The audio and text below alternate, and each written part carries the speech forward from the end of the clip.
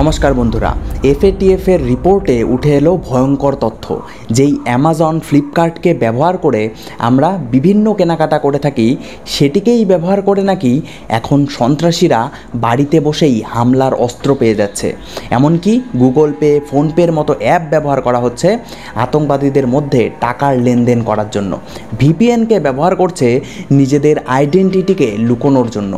FATF এর এই রিপোর্টে ঠিক কি বলা হয়েছে, কিভাবে আতঙ্কবাদীরা এখন নতুন মডেলে কাজ করছে, যার ফলে হামলা চালানোর আগে এদেরকে ধরা খুবই মুশকিল হয়ে যাচ্ছে। ভারত সরকার এসবের মোকাবিলার জন্য কি পদক্ষেপ নিচ্ছে এবং এতে এখনও কি ফাঁকফোকর রয়েছে, এছাড়াও ভিডিওটি শেষ হতে হতে আপনারা এমন তথ্য জানতে পারবেন যার ফলে আপনি ডিজিটাল দুনিয়াকে অন্য চোখে দেখতে শুরু করবেন।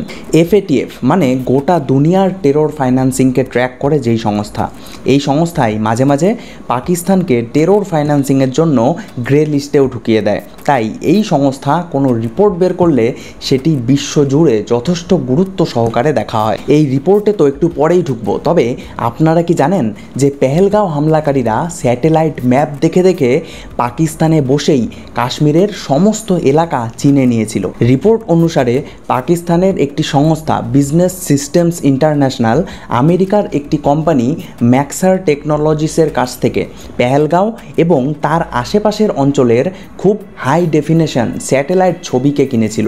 যদিও পরে এই সংস্থা এমন রিপোর্টকে অস্বীকার করে দিয়েছে, তবুও এমনই কিছুই যে করা হয়েছিল তা স্পষ্ট। এছাড়াও হামলার পর কাশ্মীরের ঘন জঙ্গলের মধ্যে দিয়েও সঠিক গন্তব্যের দিকে ভেগে যাওয়ার এবং ভারতের সেনাদলের থেকে লুকোনোর জন্য তারা অফলাইন জিপিএস ম্যাপসকেও ব্যবহার করেছিল। এছাড়াও চীনের স্যাটেলাইট ফোনকেও ব্যবহার করা হয়েছিল যাতে আমাদের সিকিউরিটি এজেন্সি তাদের কলকে ট্রেস না করতে পারে। এগুলি সাম্প্রতিক ঘটনা হওয়ায় এফএটিএফের এই রিপোর্টে উল্লেখ করা হয়নি।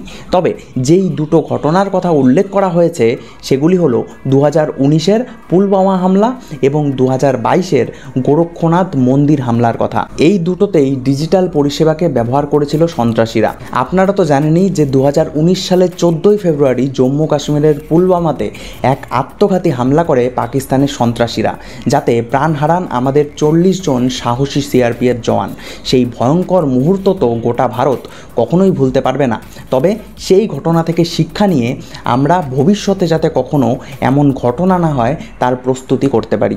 এফএটিএফের তদন্তের রিপোর্টে বলা হয়েছে সেখানে ব্যবহার করা আইডি বানাতে যে অ্যালুমিনিয়াম পাউডারকে ব্যবহার করা হয়েছিল সেটা অ্যামাজন থেকেই অর্ডার করা হয়েছিল এবং সন্ত্রাসীরা যেই বাড়িতে লুকিয়েছিলেন সোজা সেখানে ডেলিভার করা হয়েছিল। হ্যাঁ, ঠিকই শুনছেন। তাহলে ভাবুন একবার যে আজকের দিনে একজন সন্ত্রাসী শুধুমাত্র ইন্টারনেটকে ব্যবহার করেই হামলার প্ল্যান করে ফেলছে এবং অ্যামাজন থেকে অর্ডার করে হামলার অস্ত্র বাড়িতে বসে বসেই তারা বানিয়ে ফেলছে। বাকি থাকলো শুধু টেরর ফাইন্যান্সিংয়ের জন্য প্রয়োজনীয় টাকার, এবং সেটাও কিভাবে আসছে সেটিও এই রিপোর্টে বলা হয়েছে। 2022 সালের গোরক্ষনাথ মন্দিরে একজন আইএসআইএল সন্ত্রাসী গোষ্ঠীর প্রভাবিত একটি লোক হামলা চালানোর চেষ্টা করেছিল।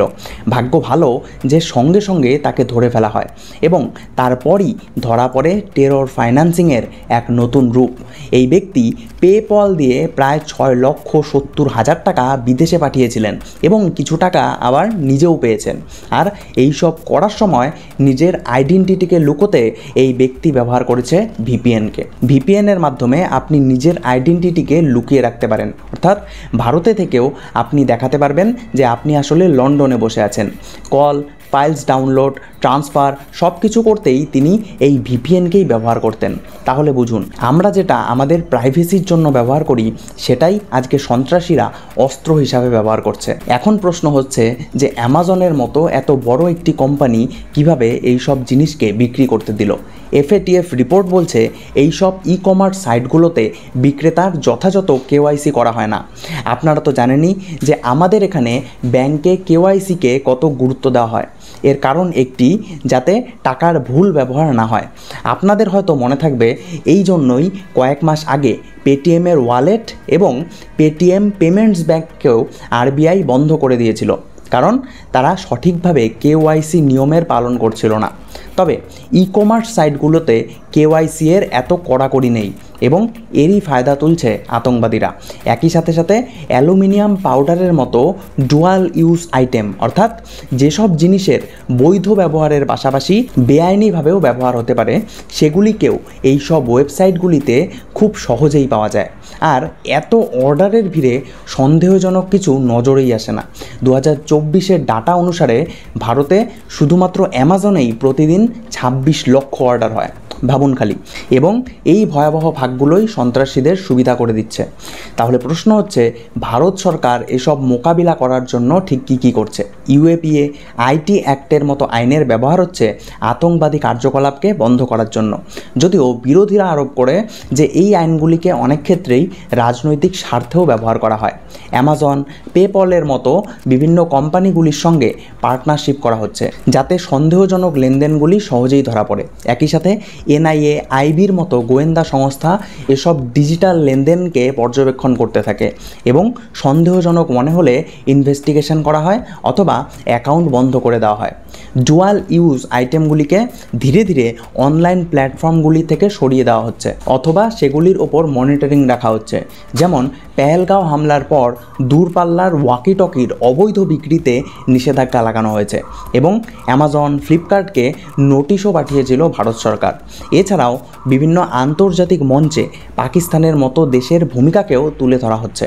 তবে এই পদক্ষেপ যথেষ্ট কিনা তা নিয়ে এখনও বিতর্ক আছে। তবে এই সব থেকে একটা জিনিস স্পষ্ট, ডিজিটাল দুনিয়া যত সুবিধা দেয় ততটাই বিপদও তৈরি করে যদি সেটাকে আমরা সঠিকভাবে নিয়ন্ত্রণ না করি। তাই এফএটিএফ কিছু পরামর্শ দিয়েছে, যেমন কেওয়াইসি আরও ভালোভাবে করতে হবে, অত্যাধুনিক প্রযুক্তিকে ব্যবহার করতে হবে, যেমন এআই দিয়ে বিভিন্ন লেনদেনকে মনিটরিং করতে হবে যাতে আরও ফাস্ট অ্যাকশন নেওয়া যায়। বিভিন্ন ডুয়াল ইউজ আইটেমগুলির বিক্রিতে নিয়ন্ত্রণ রাখতে হবে, আন্তর্জাতিক তথ্য শেয়ারিংকে বাড়াতে হবে এবং সাধারণ জনগণের মধ্যে এই সব কিছু নিয়ে সচেতনতাকে আরও বৃদ্ধি করতে হবে। ভিডিওটি যদি আপনি এখনও দেখছেন তাহলে আপনি দেশের এবং নিজের সিকিউরিটিকে যথেষ্ট গুরুত্ব সহকারে দেখেন। তাই আপনার কাছে প্রশ্ন যে ভারত সরকারের এই বিষয়ে আরও কী পদক্ষেপ নেওয়া উচিত, এবং উপযুক্ত মনে হলে এই ভিডিওটিকে আপনার বন্ধু বান্ধবের সঙ্গেও শেয়ার করুন যাতে সকলেই জানতে পারে ডিজিটাল দুনিয়ার পিছনে লুকিয়ে থাকা এই ভয়ঙ্কর দিকগুলিকে। আর হ্যাঁ, সাবস্ক্রাইব করতে ভুলবেন না। কালকেই এমন গুরুত্বপূর্ণ বিষয় নিয়ে আবার ফিরে আসব। ধন্যবাদ।